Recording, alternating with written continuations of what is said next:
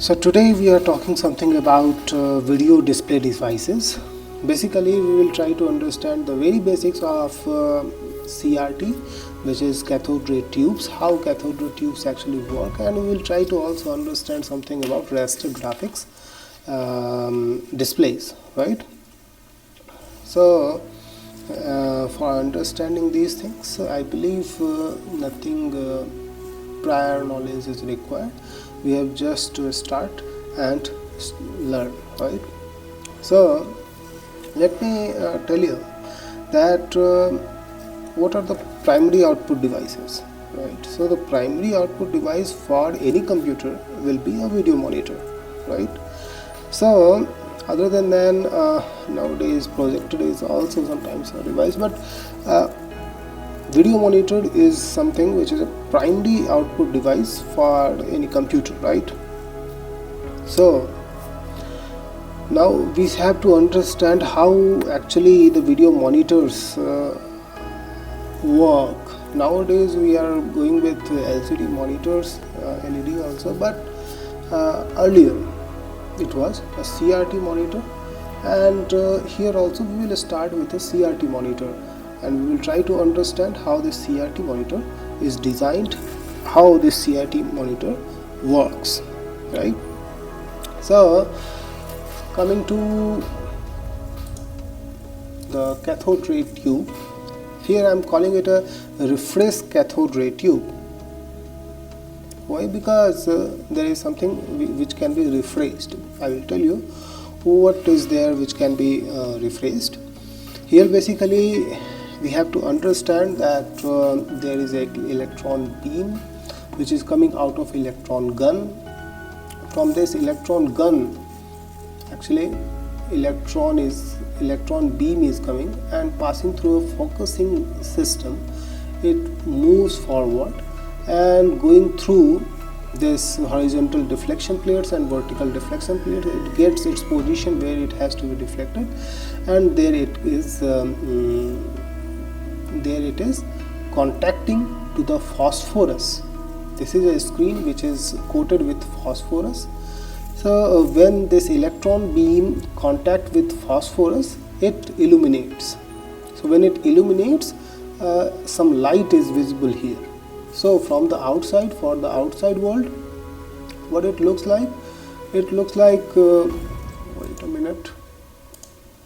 So for the outside world, it looks like something is glowing here. And if on this particular screen which is coated with the phosphorus, at different positions some certain lights are glowing, that makes a pattern and something is visible to us. Okay, so such kind of thing makes an image appear, and which is visible to us, right? Now why are we calling it refresh CRT? Okay, now if we want to keep this phosphorus glowing, what we will have to do is we will have to redirect this electron beam again on the same point, because this phosphorus definitely in contact with electron beam will illuminate, but for a certain amount of time.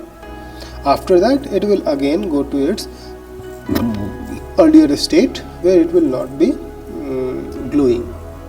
So we will have to keep on sending the electron beam repeatedly to those positions to make it glowing, right? So this was the story of a simple cathode ray.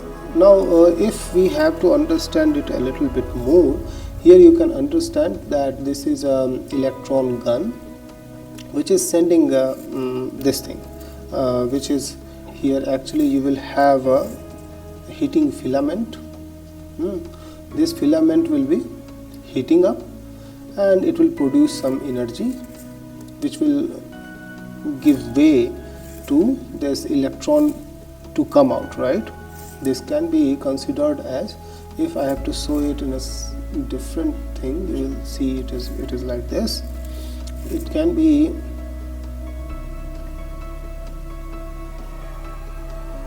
okay. So you consider this as heating filament.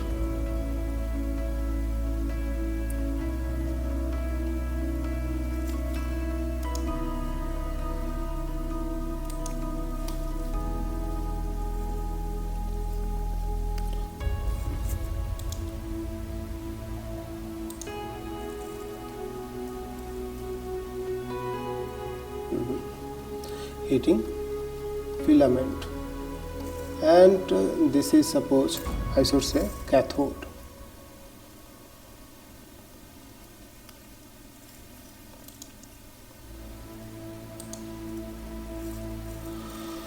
So from here what happens, they are producing some energy, and this particular electron beam is coming out, right?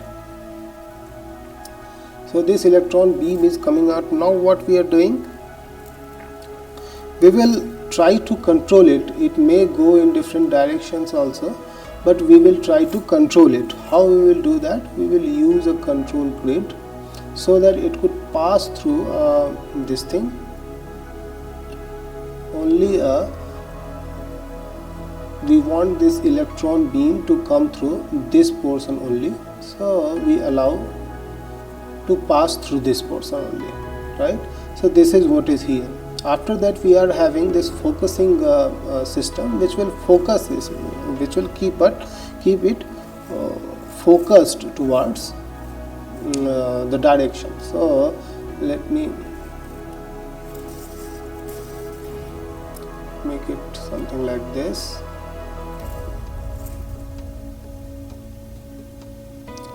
Okay.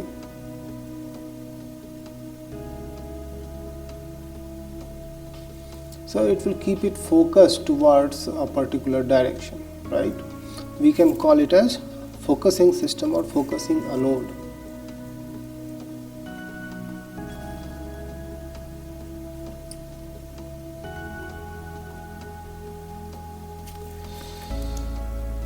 So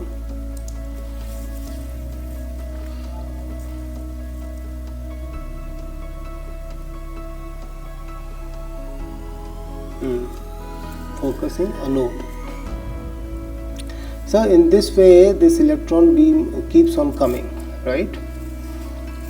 Sometimes what happens with this focusing system, along with focusing anode you may also have some accelerators.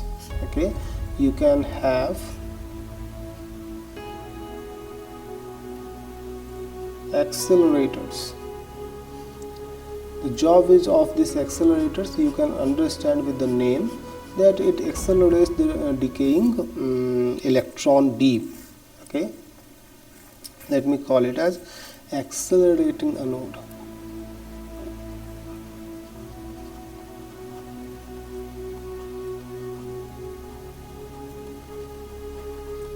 Okay, so this keeps on moving. This electron is moving like an electron beam.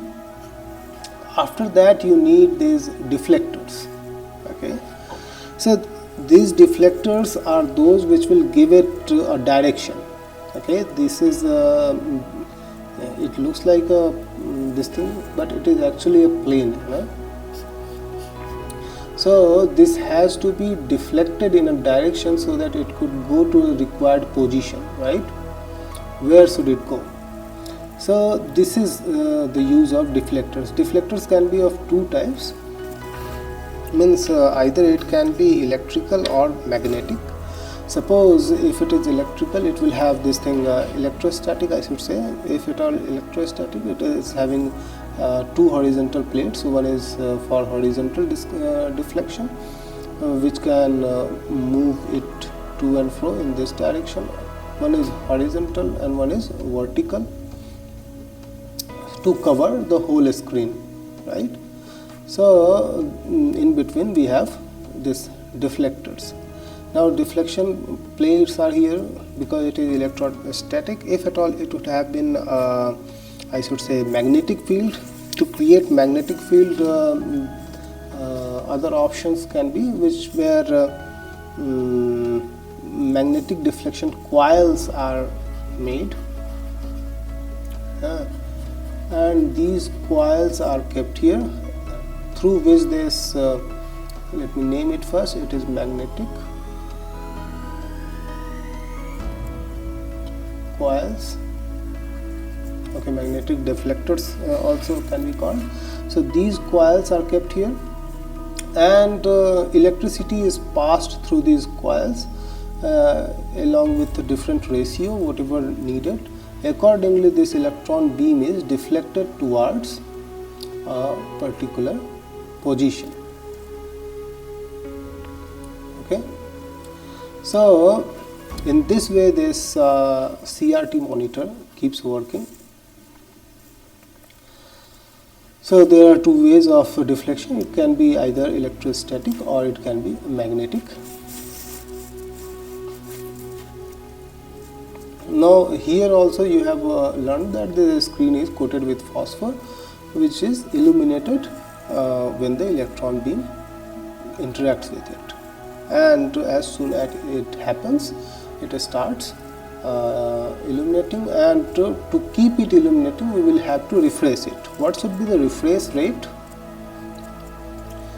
Refresh rate is measured in terms of number of frames per second, or it can be considered as hertz. Hertz is what? Number of frames per second.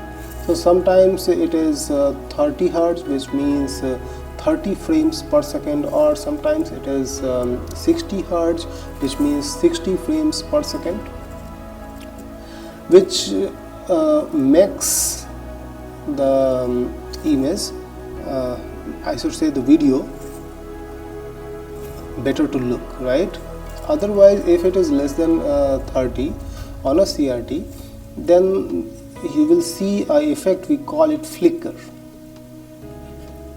Okay, this flicker effect may be seen when this phosphorus element, which should have illuminated at a certain time, but it was not able to because of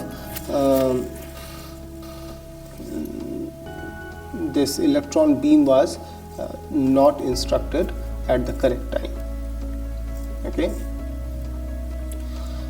so a 30 hertz at least, 30 frames per second will keep it illuminating enough to not go off.